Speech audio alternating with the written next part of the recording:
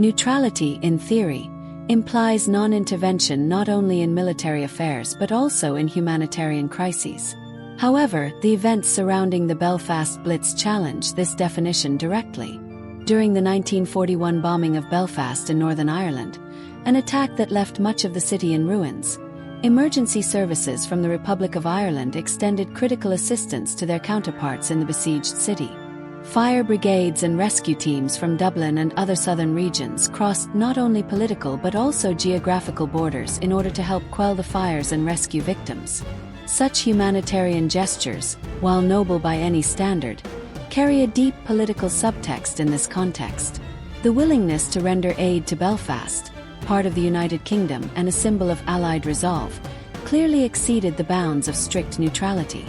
This intervention, though couched in humanitarian terms, was a tacit signal of solidarity with the Allied cause. It demonstrated that, when faced with the evidence of human suffering directly caused by the horrors of warfare, Irish authorities were prepared to abandon the rigid confines of neutrality to act in a manner that affirmed a shared commitment to the values upheld by the Allies. This episode disrupts the narrative of an unwaveringly neutral Ireland. In the wake of the devastation wrought by the Blitz, the Republic's emergency services not only provided tangible assistance but also contributed to a broader sense of Allied solidarity and purpose. The act of crossing a border with known political and military ramifications underscored the inherent contradictions within the Irish neutrality policy. Neutrality, in this instance, became a veneer behind which deeper political allegiances were concealed. Perhaps one of the most counterintuitive facts regarding Ireland in World War II is the occurrence of German bombings on Irish soil. In 1941, several locations, including Dublin, experienced bombings by German aircraft. While at first glance these might be seen as accidental or the result of navigational errors in the fog of war, a more nuanced interpretation suggests an alternative view.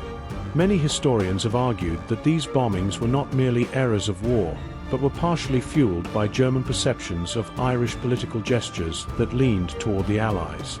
If Ireland had truly adhered to a strictly neutral stance, it might have enjoyed a degree of immunity from such direct attacks.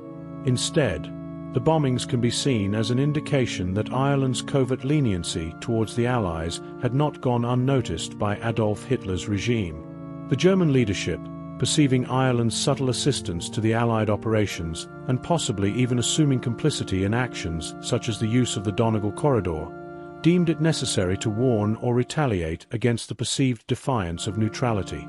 In this light, the bombings serve as unsolicited corroboration of the notion that Ireland's neutrality was, at best, a deceptive facade. Though the bombings did not lead to a full-scale war on Irish soil, their very occurrence is emblematic of the complex interplay of coercion and proxy warfare during this period. The fact that German planes carried out such attacks in a state that had officially declared itself neutral lends weight to the argument that neutrality was, in practice, far more porous and compromised than the national narrative allowed.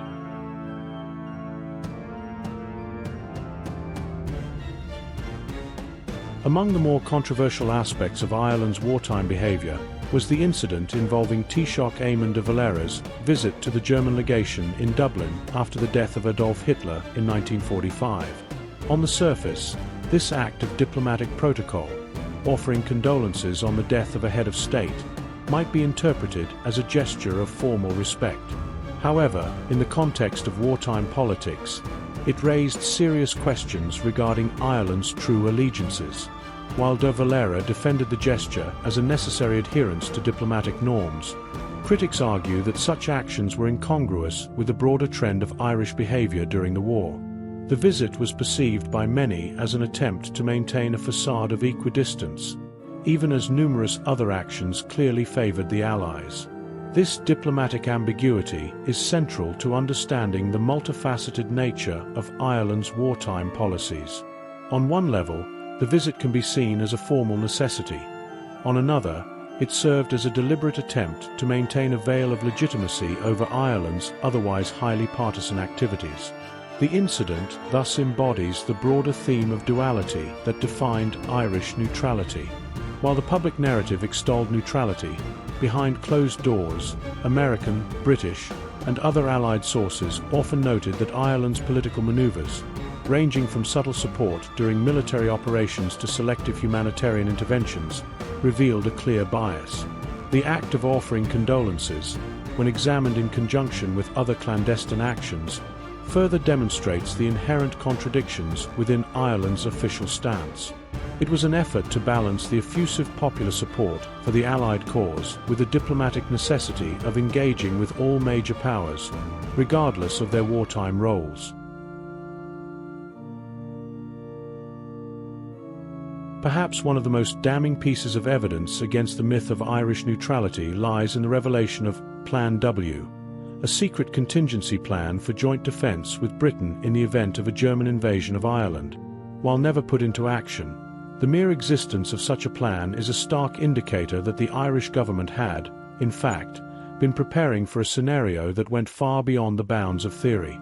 Instead of maintaining a posture of passive isolation, the Irish leadership was engaged in meticulous planning that presumed a close military collaboration with Britain. Plan W, conceived in the depths of wartime uncertainty, required the discreet mobilization of resources, strategic communications with British military authorities, and coordination that would be utterly incompatible with a truly neutral stance. That Ireland would contemplate a joint defence strategy with one of the principal members of the Allies illustrates that its expressed neutrality was little more than a top-level public relations strategy.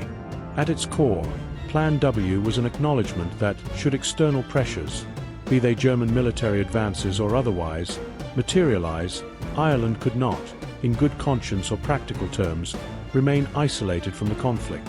The existence of such a plan highlights the pragmatic, if not clandestine, calculus behind Ireland's wartime policies. It displays an acute awareness of the geopolitical realities of the time, that neutrality could be exploited by both sides if left unchallenged. By preparing for an eventual military confrontation in tandem with Britain, the Irish government demonstrated that its interests were aligned with the preservation of the Allied order, even if no public admission of this alignment was forthcoming.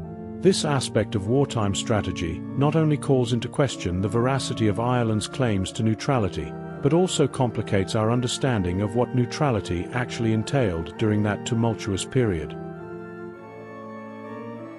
In addition to overt military and diplomatic actions that subverted its declared neutrality, Ireland also engaged in comprehensive internal measures designed to shape public perception of the war. One of the primary tools for this was censorship. During the emergency, the Irish government imposed stringent controls on news and information, banning weather forecasts and filtering international reportage. While such measures were justified on the grounds of national security, they also served the dual purpose of muting dissent and obscuring Israel's true involvement in the broader conflict. By restricting the flow of information, the Irish authorities effectively crafted a sanitized narrative that upheld the myth of neutrality. This tight control over the media not only prevented the public from accessing the fuller picture of Ireland's involvement in covert operations, but also ensured that any stories of collaboration or secret assistance to the Allies were suppressed. This deliberate manipulation of information, under the pretext of protecting national interests, contributed directly to the construction of a narrative that was at odds with the historical realities uncovered by later research. Censorship during the war played a central role in maintaining the illusion of impartiality. Whether it was hiding evidence of the Donegal corridor's use, downplaying the contributions of Irish volunteers recruited into Allied forces, or minimizing international news of secret military pacts, the state exercised a disciplined control over storytelling. This systematic suppression of contradictory evidence allowed Ireland to project an image of steadfast neutrality even as its actions, when examined through declassified records and first-hand accounts, painted a very different picture.